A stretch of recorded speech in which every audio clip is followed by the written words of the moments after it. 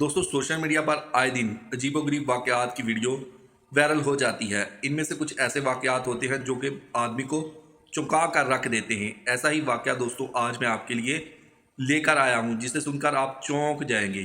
चल झूठा। दोस्तों ईरान की एक यूनिवर्सिटी की तालब इलम लड़की थी, जिसने ईरान के असूल कानून की शदीद खिलाफ वर्जी की और मजहबी लिबास उतार कर यूनिवर्सिटी में हल्का फुल्का लिबास पहनकर घूमती रही। लड़की ने बगैर कपड़ों के पूरी की पूरी यूनिवर्सिटी घूम ली।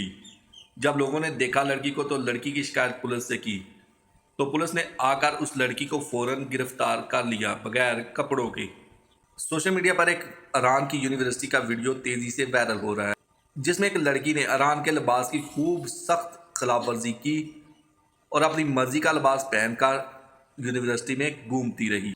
वायरल वीडियो में देखा जा सकता है कि लड़की ने नी बरंगा लिबास पहना हुआ है, वो यूनिवर्सिटी की सीढ़ियों पर बैठी हुई है। सोशल मीडिया पर इस लड़की को गिरफ्तार करने की वीडियो भी मंजरे आम पर आ चुकी है। सोशल मीडिया सार्फिन का कहना है कि लड़की ने जानबूझकर ऐसा किया है। उसने यूनिवर्सिटी के खिलाफ एहतजाज करने का ये नया तरीका निकाला है। सोशल मीडिया सार्फिन इस लड़की के बारे में और भी बहुत कुछ कह रहे हैं। एक सारफ ने लिखा कि एक लड़की बगैर कपड़े पहने पूरी यूनिवर्सिटी घूम रही है, ये एक डरावने ख्वाब जैसा लगता है। दोस्तों हम आपको बताते चले कि जिस यूनिवर्सिटी का ये वाकया है उसमें हिजाब पहनना बहुत ज़रूरी है। अगर आप हिजाब नहीं पहनेंगे तो आपको यूनिवर्सिटी में दाखिल होने नहीं दिया जाएगा। दोस्तों अभी तक ये पता नहीं चला कि इस लड़की ने ऐसा क्यों किया और किस वजह से किया। अभी तक इसकी कोई रिपोर्ट मीडिया पर नहीं आई।